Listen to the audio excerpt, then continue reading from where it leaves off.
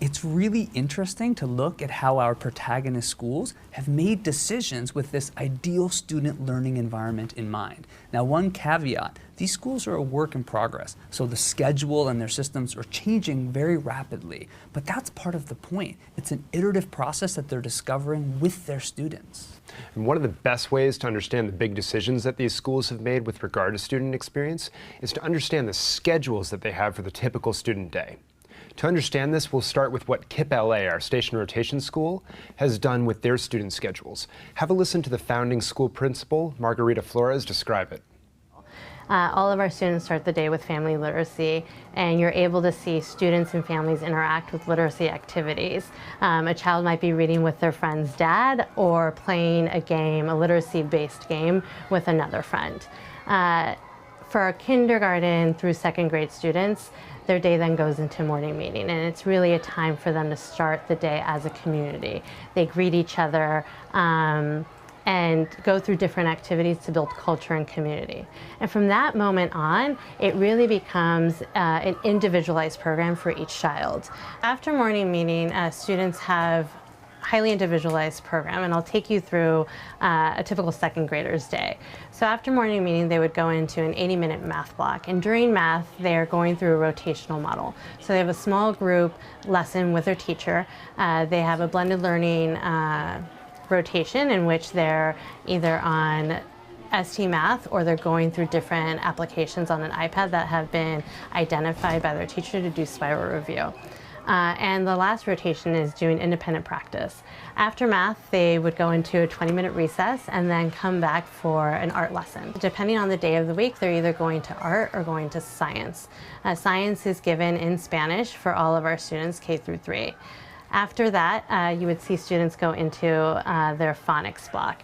And we would call it a phonics block, but it's really another 80-minute block in which students are getting phonics, guided reading, they're doing independent reading, and another rotational model as well. Technology is integrated through Achieve 3000 to make sure that our students are being able to read high-interest nonfiction text and also be assessed on it at their Lexile level.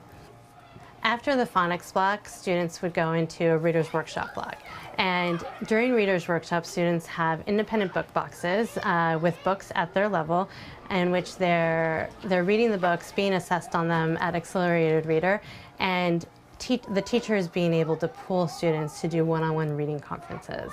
Then they would go into a 40-minute lunch block, and they get to eat, have recess, enjoy their time with their friends before they come back and do a values circle. So during the values circle, it's another way of hitting this character development piece. After values circle, our second graders would have an ethnic studies class. Ethnic studies is really focused in second grade at self-identity, learning about what it means to be a student of color in the context of Los Angeles. After ethnic studies, they would do a writing cafe in which it's followed like a writer's workshop model. The teacher gives a mini lesson and students are able to write for about a 30-minute sustained writing block, and the teacher is pulling kids to do either small group or one-on-one conferences. The student might have, at that point, a read aloud and reading comprehension. And at the end of the day, they close out with a values review. I just love the thoughtfulness with which KIPP has made so many decisions in their schedule. And it's even hard to understand until you're in the building with them, but they're thinking about where students should go for what kind of lesson, what the ideal grouping is for each learning activity, where students can show mastery, where we need to do review. And it just shows the masterminding happening behind the scenes where they're creating a new vision of school rather than accepting it will always be the way it's always been. So to help just get a simplified version of what the actual schedule looks like, take a look at this graphic to show you the basics. Now let's see how our lab rotation school, Gilroy Prep, made these decisions around schedule, keeping in mind that focus on ownership, personalization, mastery-based, and relationships. So when our students arrive at the school, we have a morning opener, which kind of gets the entire school together and united. It's a high energy. We sing our chants. The students will then move into their rotation for the day. The rotation stays the same throughout the school year, but I'll give you an example. A second grader would begin the day in the math class. They have a 60-minute math lesson, and at the end of that 60-minute math lesson, we assess the students' learning for that day on what we call daily learning objective. Those who got it go on to the blended learning part and do ST math for 30 minutes. The rest are pulled into small group intervention. We have a para that comes in and covers the computer time while the students are working and the teachers are working with the kids. Recess, that group of students will come back and go to their language arts teacher, who will do a very similar strategy session where they'll teach for an hour the Common Core standards, identify which of the students didn't learn that daily learning objective for the day, and send the percentage of kids that did off to the computer lab where they'll do their language arts blended learning while the teacher holds back the students. A paraprofessional will run the computer lab. Lunch. After lunch, we break our students up into small group reading where our paraprofessionals come in and will cover groups of 10 using a very systematic phonics instruction to make sure all of our students are reading well. That goes on for about 45 minutes. They then go to their PE session. They'll have a short break in the afternoon at that point, and they'll go back to their language arts teacher for a second session of language arts. At that time, they're doing writing. They have the Chromebooks available to do some of the different software programs we use, such as KidBiz. We use Lexia and a few others where the kids can be broken off into individual needs at that time. And then the last part of the day is our enrichment, which is our way of psychologically having the kids go home with a really great feeling, which is, hey, I just did art, or I just was involved in board games, or we were doing a leadership class. And the kids leave having a great experience at the end of the day.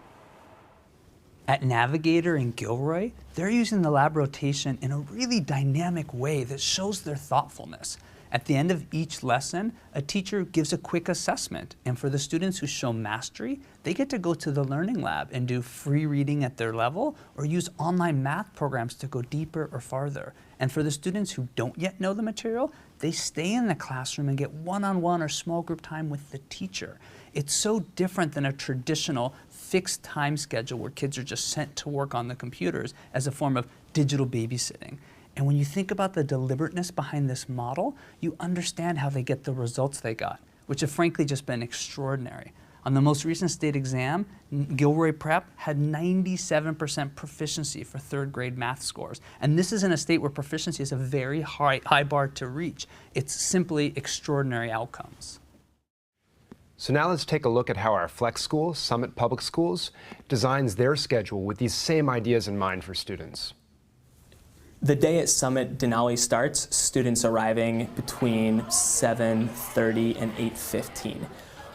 Once a student walks in the door, she immediately starts with her personalized learning time, grabbing the Chromebook, logging on to her personalized learning plan, and going from there, working on the playlists that correspond to the goals she has set. At 8:25, she's going to head to her first project block. This is a 2-hour block, either humanities or math and science. In this block, she's working on a skills-based project facilitated by the teachers in that class. Afterwards, there's a short break, and then all students re-enter and go into their personalized learning time. This is the time that it's a complete one-to-one environment, and this is where students are progressing through their content playlists, taking content assessments at their own path, at their own pace. Following that is PE, and so students have PE twice a week, and this allows them to explore physical fitness as well as yoga and other mindfulness strategies. Then they have a block that we call Summit Reads, which is a time for them, students, to read a common text, to build reading comprehension that's capped by a Socratic seminar to develop the academic literacy that we want them to develop here. After lunch, the student's going to return back to her second project time block. So if it was humanities in the morning, now it's math and science. We're working on an interdisciplinary project or a collaborative teaching project in the math and science class. Day ends at 3:15, and students who want to stay after are able to stay after and do personalized learning time just like they had done earlier in the day. In the station rotation and the lab rotation model, it's a pretty clear distinction between when students are offline and when they're online. And what you see in these flex models is that those lines are being blurred a little bit, which we think is great because it opens up new possibilities for how and when technology and how and when personalization can happen. Take a look at this more simplified version of the Summit schedule to give you an example of how they're using time. What you probably notice is that for a portion of the day, and in fact all of Friday, students are learning off of playlists where they get to make decisions about what and how they're learning the material. Summit thinks of this as that PLT, or personalized learning time, and it's worth digging in a little bit more to understand this concept more deeply. We were surprised. We thought that one of our biggest challenges was going to be the norms and expectations and keeping students on task during personalized learning time. During this, students are in a large open space working completely on their own goals, and there's just a couple teachers who are around the space to support some learning and also to proctor the assessments.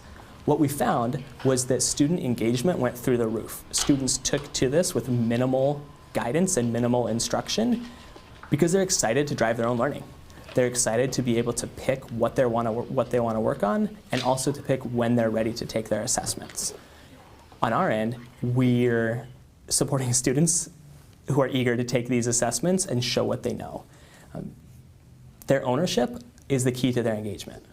During personalized learning time, a student logs in to their personalized learning plan, and it shares with them everything that they need to work on, all of the content that they have not yet shown proficiency on, and everything that they actually have shown proficiency on turns green, and every single project that they need to work on is all in one place. Now a student has a choice to drive their own learning and to know exactly what they need to work on next.